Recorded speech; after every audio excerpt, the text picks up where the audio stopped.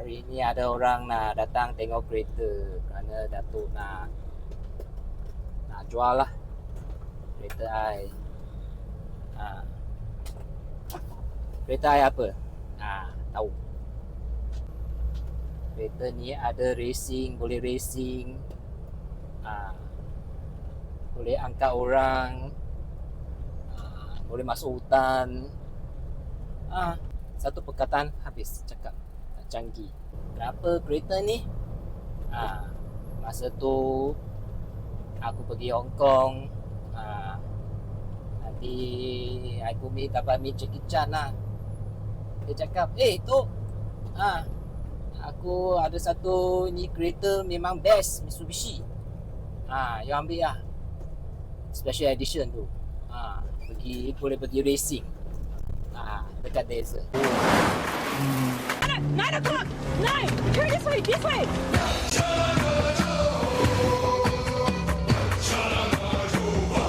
Dan okey lah, aku import masuk Malaysia lah.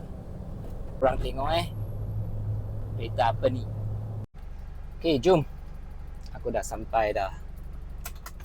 Okay. Sekarang aku review kereta. Okay. Anda nampak? Kereta apa? Mitsubishi Pajero. Ini Pajero diesel 2.5. Lampu dia macam apa? Porsche. Tengok. Porsche pun bulat kan? Inilah. That's why racing kan. Tapi Porsche tu boleh masuk hutan. Pajero boleh. Tengok. Ini condition tip-top lah.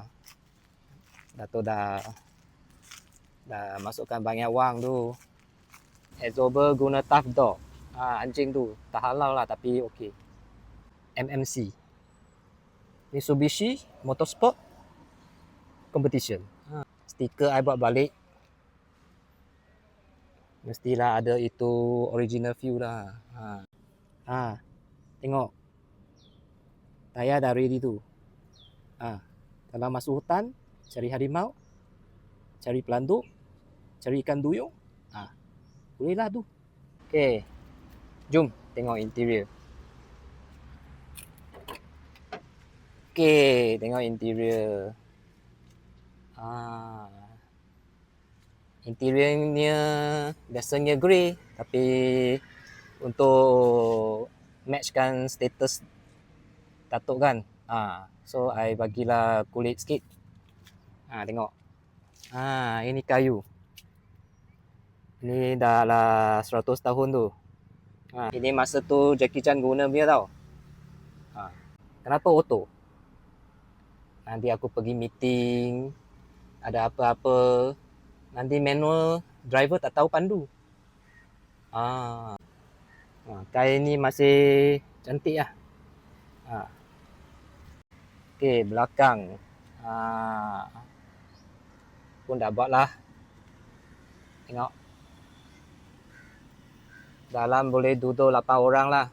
Atau 12 orang. Nanti next time Datuk dah beli football team kan. Semua masuk. Boleh.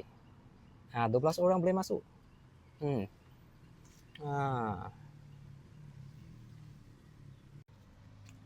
Okay lah. Kalau hari ni tak dapat jual, nanti Datuk advertise lah. 58,000. Kalau you cakap Datuk Kong handsome, aku bagi diskaun lah. Boleh.